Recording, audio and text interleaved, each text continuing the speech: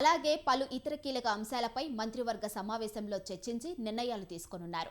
రాష్ట్ర పెట్టుబడుల ప్రోత్సాహక మండలి సమావేశంలో ఆమోదించిన పలు పెట్టుబడుల ప్రాజెక్టులను కూడా మంత్రివర్గ సమావేశంలో ఆమోదించనున్నారు. ఇక ఇదే అంశంపై మరింత సమాచారం మా ప్రతినిధి రమేష్ లైవ్ లో అందిస్తారు. చెప్పండి రమేష్. ఈ రోజు ఏపీ కేబినెట్ సమావేశం ఉదయం 11 గంటలకు సీఎం జగన్మోహన్ రెడ్డి అధ్యక్షతన జరగనుంది. ఈ సమావేశంలో కొన్ని కీలక అంశాలకు సంబంధించి చర్చ జరగనున్నట్టు తెలుస్తుంది. ప్రధానంగా నిన్న ఎస్ఐటిబి సమావేశం సీఎం జగన్మోహన్ రెడ్డి అధ్యక్షతన జరిగింది. ఎస్ఐటిబి సమావేశంలో 22,300 కోట్ల పెట్టుబడులకు ఎస్ఐటిబి ఆమోదం తెలిపింది. ఈ ఆమోదం తెలిపినటువంటి ప్రాజెక్టులకు సంబంధించి పరిశ్రమలకు సంబంధించి ఈ రోజు కేబినెట్ లో చర్చిస్తారు. ఎస్ఐటిబి ఆమోదం తెలిపిన 22,000 కోట్ల పెట్టుబడులకు కేబినెట్ కూడా ఆమోద ముద్ర వేయనుంది. మరోవైపు త్వరలో ఎన్నికలు జరుగుతున్నటువంటి నేపథ్యంలో రాష్ట్ర ప్రభుత్వం ఓటాన్ అకౌంట్ బడ్జెట్ ను ప్రవేశపెట్టేందుకు సిద్ధమవుతుంది. వచ్చే నెలలో ఈ ఓటాన్ అకౌంట్ బడ్జెట్ పెట్టేందుకు అసెంబ్లీ సమావేశాలు నిర్వహించాలని భావిస్తూ ఉంది. ఈ రోజు జరిగినటువంటి కేబినెట్ సమావేశంలో అసెంబ్లీ సమావేశాల నిర్వహణకు సంబంధించిన తేదీలను చర్చించే అవకాశం ఉంది. ఇక ఫిబ్రవరి నెలకు సంబంధించి అమలు చేయాల్సిన సంక్షేమ పథకాలపైన కూడా కేబినెట్ లో చర్చిస్తారు. ఈ సంక్షేమ పథకాలకు సంబంధించి నిధుల కేటాయింపైన కూడా ఈ రోజు కేబినెట్ లో చర్చించి నిధులు విడుదలకు కేబినెట్ గ్రీన్ సిగ్నల్ ఇవ్వనుంది. అంతేకాకుండా మెగా డిఎస్సిని నిర్వహించేందుకు రాష్ట్ర ప్రభుత్వం ఇప్పటికే నిర్ణయం తీసుకుంది. త్వరలో డిఎస్సికి సంబంధించిన నోటిఫికేషన్ విడుదల చేస్తామంటూ గతంలోనే మంత్రి బొత్స సత్యనారాయణ ప్రకటించారు.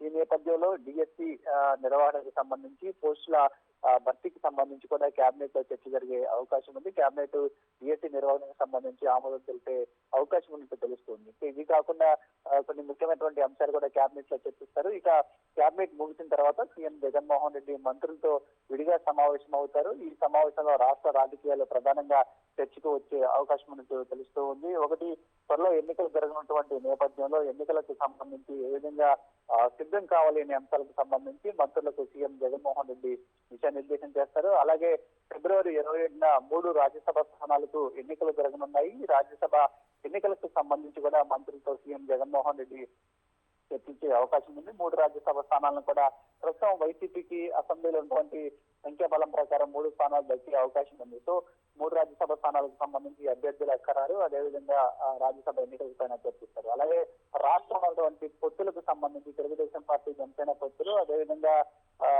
మరోవైపు కాంగ్రెస్ పార్టీ కూడా ఇటీవల కాలంలో ఏపీ ప్రభుత్వం పైన తీవ్ర విమర్శలు చేస్తున్నటువంటి నేపథ్యంలో విభజన సమయంలో చేసినటువంటి నష్టం, ఇలాంటి అన్ని అంశాలపైన కూడా ప్రభుత్వం ఏ విధంగా ప్రతిపక్షాలకు సమాధానం చెప్పాలనే అంశానికి సంబంధించి మంత్రులకు దిశానిర్దేశం చేస్తారు. అదేవిధంగా సిద్ధం పేరుతో ఇప్పటికే సీఎం భారీ బహిరంగ సభలను నిర్వహిస్తూ ఉన్నారు. విశాఖ జిల్లా భీమిలిలో ఇప్పటికే ఒక సభ నిర్వహించారు.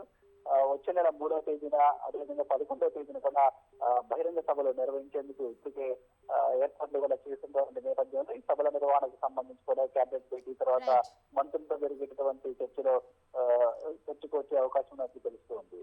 Right, thank you Ramesh.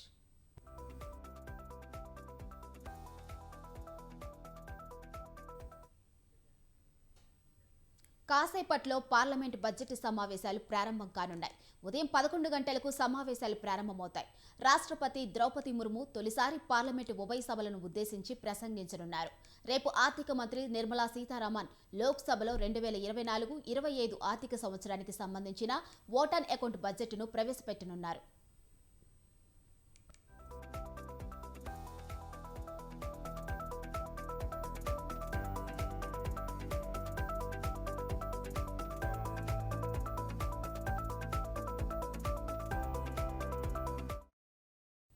తొలి 2 రోజులు ఉభయ సభల్లో జీవో అవర్, క్వశ్చన్ అవర్ను ఇప్పటికే రద్దు చేస్తూ బులెటిన్ విడుదల చేశారు. ఫిబ్రవరి 2న రాష్ట్రపతి ప్రసంగానికి ధన్యవాదాలు తెలిపే తీర్మానంపై చర్చ జరగనుంది.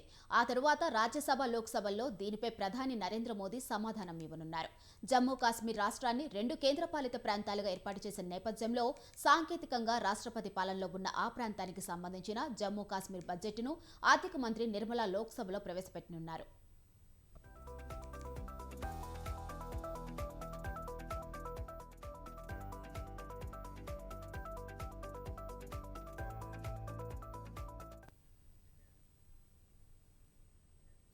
సార్వత్రిక ఎన్నికలకు ముందు చివరి బడ్జెట్ను ప్రవేశపెట్టేందుకు మోదీ ప్రభుత్వం సన్నాహాలు చేస్తూ ఉండగా మరోవైపు కేంద్రాన్ని నిలదీసేందుకు విపక్షాలు వ్యూహాలు రచిస్తున్నాయి. నిరుద్యోగిత, అధిక ధరలు, ఆర్థిక అసమానతల కారణంగా రైతాంగం, కార్మికులు ఎదుర్కొంటున్న కష్టాలు, జాతుల ఘర్షణలతో అడ్డుకొడుతున్న మణిపూర్ అంశాలపై మోదీ సర్కారును విపక్షాలు నిలదీయనున్నాయి. కేంద్ర దర్యాప్తు సంస్థల దుర్వినియోగం అంశం సైతం ప్రధానంగా విపక్షాలు ప్రస్తావించవచ్చు.